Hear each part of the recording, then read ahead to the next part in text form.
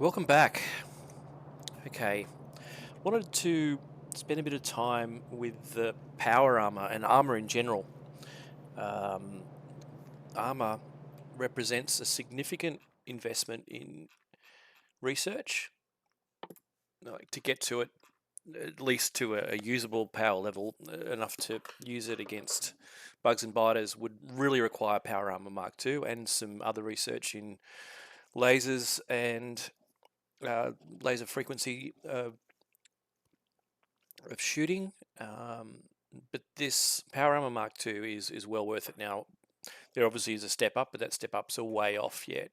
That said, the armor, when it's kitted out, and you can customize the layout obviously for whatever you're using yourself for at that time. So this is a build that in my mind lends itself quite well to dealing with the alien threat on Navis. Um, it, it's made up of obviously a fission reactor as a power source. Solar panels are fine, but not nearly. The rate of recharge isn't fast enough, especially when you need it. A couple of energy shields just to give you that buffer so that you're not taking direct damage. Upgraded batteries to act as a buffer again from power to the consumption of all the other items. You shouldn't run out of the battery because the reactor should keep you topped up and you're not going out for extended missions and fighting for days, so yep, no drama. You don't really need a roboport for combat only, but having more roboports to switch in for different functions is really cool. So if I was to change this to like a build orientated setup, I'd switch out those two items or more and just have more roboports. More roboports gives me more range. If you're looking at the range of which you can deploy things with, compare that to when you only got one roboport, it's much smaller, and the number of robots that you can deploy at once is much smaller. So now I don't care about robot deployment while I'm doing straight combat without any assistance. So the lasers make more sense. Gives you more shooting, more range for lasers, and more damage output per second. It's all about DPS. Okay, now the other item was leg speed. So having exoskeletons, 3 or 4 of those, just allows you to outpace the bugs, especially on sand, because sand is a speed reduction, and when you're running, there's nothing worse than running on sand and getting run down by the bugs. So having exoskeletons helps with that. Keep an eye on your power though, because if your power drops to 0, and again it shouldn't with your fission reactor, but if you spend a lot of time shooting, you'll burn through your power. You'll suddenly, these exoskeletons will depower and you'll slow down to normal run speed. That's a death event. So avoid that if you can. Now, does YouTube like that word, or should I say a no-life event? Yeah, whatever. So let's just see how it works. Need to clear out this nest on this side of the basic base. I want to remove these 3 nests and extend the wall out to there so that the base can pull in this large, very inviting oil deposit, because oil I'm running a bit low on inside the perimeter, so I really want to extend that out. This will be probably the last thing that I'll do before focusing on elevating out into space.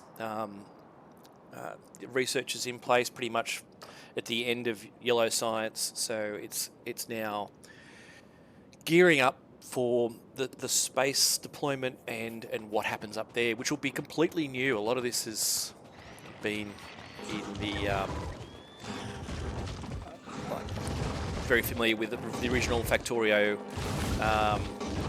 1 sort of setup. There's been not a lot of new things, heaps of quality of life changes, which have been really welcome. But on the whole, not a lot of actual new things. So we're just sort of feeling out this space, just getting rid of the masts. Notice I'm not even bothering to use my machine gun at all, which is upgraded, but I think as long as I keep moving and don't bottleneck myself in at the end there, I should be able to just run around and eradicate this setup pretty quickly. Might run around the outside. If you get hit by the green goo that they spit, it does slow you down. That could be an end life event. See, I just ran into some there. There's not a lot of options for running through that space. I might drag them away and just clear them off. Look, it's got nothing to do with factory building and automation. This is, in my mind, just a little welcome side game. Just a bit of fun, running around, letting off a bit of steam before you get back to complex designing and build functions. Also, the spitters, if you look at the way their AI works, they tend to shoot. Like if I keep running in a lateral, see, they'll actually aim for where I'm going to be. So changing course frequently and running in a zigzag means that you'll probably not get hit with a direct spit, which does the most damage. But if you just run in a straight line, they will spit where you're going to be and you will get hit. So just bear that in mind if you're doing this sort of clearing. Yeah, you've got to use a little bit of run and gun, run and dodge. If you run predictably, you'll get mowed down. Again, this uses no resources at all. My shield is not being hit. Just circling around will eventually. Oh, got a bit of spit on me there. We'll eventually clear this whole set out. Just one more, and we're done. Too easy. So that used about 50% power. I know it's very hard to see. There's no good way of graphing it. I don't think, not even right click will do it. But yeah, so that did draw 50% of the battery store. I don't think I'd change anything here. I mean, I do not need the RoboPort, so maybe an additional laser rather than carrying the RoboPort would make it a little bit more powerful, or even more batteries just to give you that buffer so that you don't ever run out of power while you're doing this, because that would be curtains. But as I said, bit of fun, a really good use of the effort of researching into the power armor.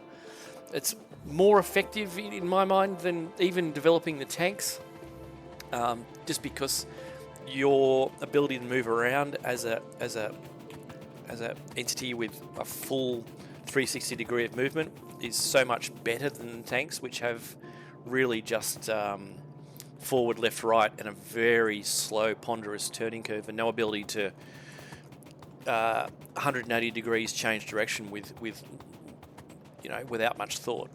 It makes them much more vulnerable. They also tend, tanks, to get stuck on objects like this, and turning around them is preponderous. Whereas if you manage to hit a boulder while you're attacking, just move off it, no drama. But for tanks, that can be the end. Anyway, that was really the point of this one, just to showcase power armor, the modules, and a quick module layout. I think this is a really good one. Works very well in clearing bugs. At this tech level, I wouldn't do it too early with low-powered laser defense. Yeah, you just won't kill them quick enough. But towards the end of Yellow Science, even without leaving Navis, this is a really good, solid build with an effective method for local bug eradication until we get Spidertron, until we get the mech armor, until we get artillery.